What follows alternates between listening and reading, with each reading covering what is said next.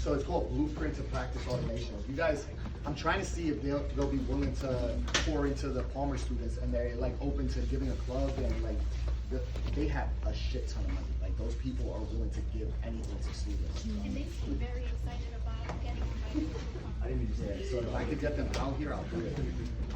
But they have certification courses for the CAs to become office managers, and they have certification courses for CAs to learn how to sell.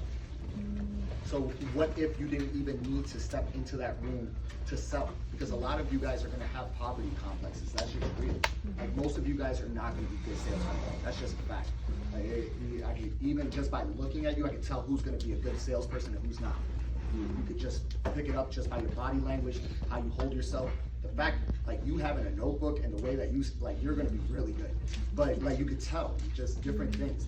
But they can train you, and it's $1,000. And they'll train your CA how to sell for you.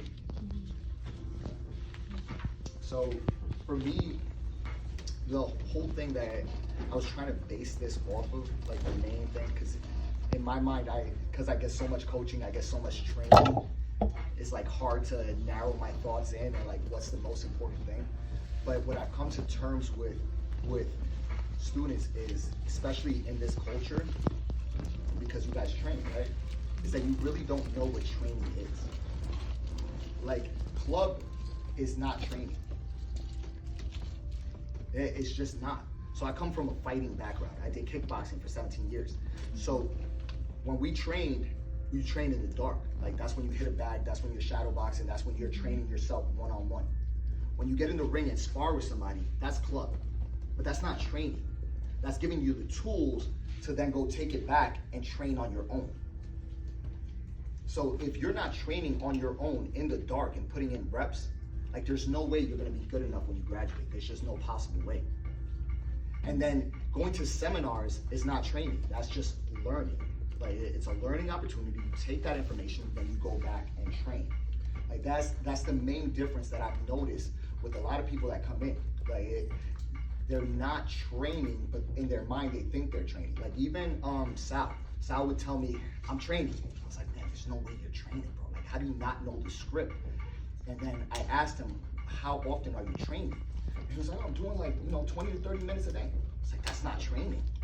Like, you have to do 2 to 3 hours a day. Like, I still, right now, being as good as I am at selling, I still practice my script at least 1 hour every day. I still practice my script 1 hour every single day. I still do 100 of every single strike every single day. Like I have the medicine ball in the room and I adjust the medicine ball every day. Like it should never end. You're never good enough.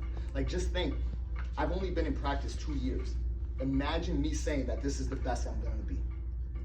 Like I'm gonna look back 10 years from now and think I was trash. That's how I like to think about things. So I'm nowhere near as good as I'm ever gonna be. And that's how you should think as a student, because a lot of times you're comparing yourself to other students and like, man, I'm really good compared to a student.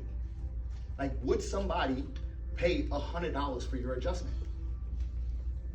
And then this is what I was just talking about with you. Like, can you put a table on this sidewalk and convince somebody to lay down and let you lay hands on them?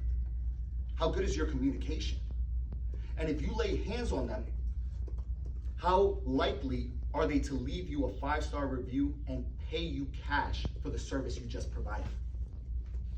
Because that's what I did. Like you'll see it. And I adjusted people on the street and I had 150 reviews before I opened my doors.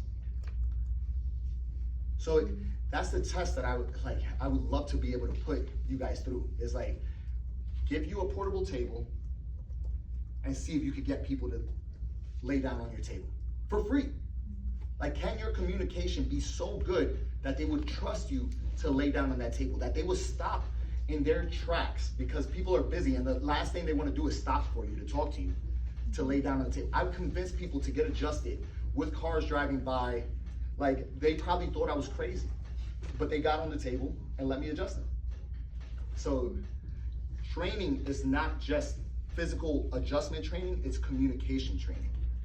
And that training is a lot harder than training the adjustment.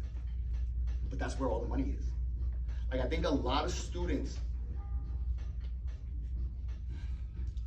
it's hard to explain. Like, you guys study right now, and you can memorize, like, for an OSCE, but there's no financial reward for what you just trained. But if you train that hard, that you prepared for that OSCE, for that day 1, day 2, and you could get somebody to sign up for care, that's $2,000 every single time you do that. And right now, we're gonna be raising our price to $5,000. So that'll be $5,000 every single time. That's how important it is. But yet nobody wants to train. That's the whole mindset. Like, if you could get that, this would be worth it right here. Then I had some quotes, and this is all from going through my notes. So I just try to like pick, I don't even know. I have a stack of notebooks from all the seminars I've attended. It's like 20 notebooks filled. Just a couple quotes that I had in my book. Like, I ran through all of these books and like trying to prepare and think like, what out of all the seminars I've been to, what is the best that I can give you? So the first quote is, you have no right to be average when you hold the power to change people's lives in your hands. Like, you literally hold the power to completely transform somebody's lives in your hands. And that we play as if what we're doing is so small. And the reason I say that we play like it's so small is because I train with Andy Elliott, right? So I'm with garage door sales, alarm sales, roofing companies, and they train a lot harder than any one of us. Like, how is it possible that somebody who puts a roof on is training harder than a chiropractor who has people's lives in their hands?